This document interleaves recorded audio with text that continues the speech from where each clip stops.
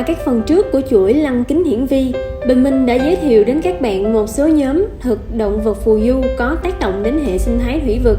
Ở phần 7 hôm nay, Bình Minh mời các bạn cùng tìm hiểu về nhóm giáp xác rau ngành Ladocera, một thành phần quan trọng của mạng lưới thức ăn trong các thủy vực nước tỉnh.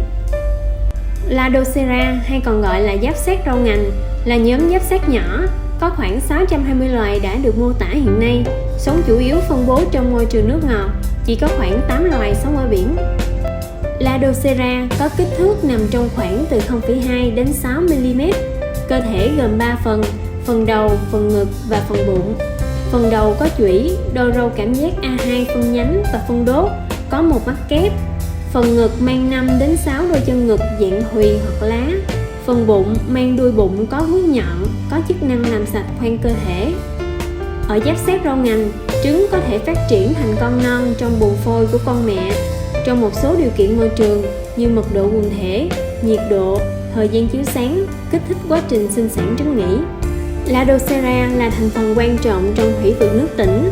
Một số giống loài như Moina, Daphnia hiện nay đang được sử dụng làm thức ăn ban đầu cho nhiều loài cá nước ngọt ở giai đoạn cá bột lên hương hoặc từ hương lên cá giống như cá rô, cá lóc, cá tra. Ngoài ra, Ladocera rất nhạy cảm với dư lượng thuốc trừ sâu hoặc thuốc bảo vệ thực vật, nên thường chỉ thị cho môi trường có hoặc không có dư lượng thuốc trừ sâu.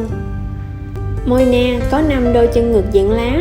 Moina trưởng thành có kích thước từ 700 đến 1000 mm. Moina mới nở hoặc Moina non có kích thước nhỏ hơn 400 mm.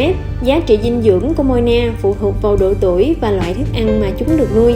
Lượng protein ở Moina chiếm khoảng 50% khối lượng khô. Moina trưởng thành chứa nhiều chất béo hơn Moina non. Lượng chất béo chiếm khoảng từ 20 đến 27% khối lượng khô ở Moina cái trưởng thành và từ 4 đến 6% ở Moina non. Daphnia có thể có chiều dài cơ thể từ 0,2 đến 8 mm, ngoại trừ Leptodora có kích thước lên đến 18 mm. Ở một số loài như Daphnia dubia và Daphnia retrocurva sống ở hồ, hình dạng đầu thay đổi từ tròn sang dạng mũ giữa mùa xuân và mùa hè.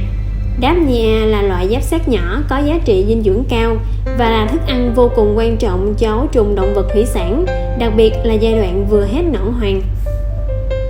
Qua phần 7 của lăng kính hiển vi giúp chúng ta hiểu thêm về Ladocera. Ladocera phần đầu có một mắt kép và có một lớp giáp che phần ngực, bụng dường như không phân đốt.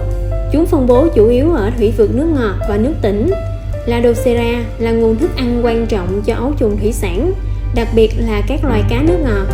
Bên cạnh đó, Ladocera đóng vai trò như sinh vật chỉ thị môi trường. Ngoài nhóm Ladocera, còn có một số động vật thủy sinh khác tác động đến thủy vực. Mời bà con cùng theo dõi tập tiếp theo của phóng sự Lăng kính hiển vi cùng Bình Minh. Mọi thắc mắc xin vui lòng liên hệ 1900 866 636. Xin cảm ơn bà con.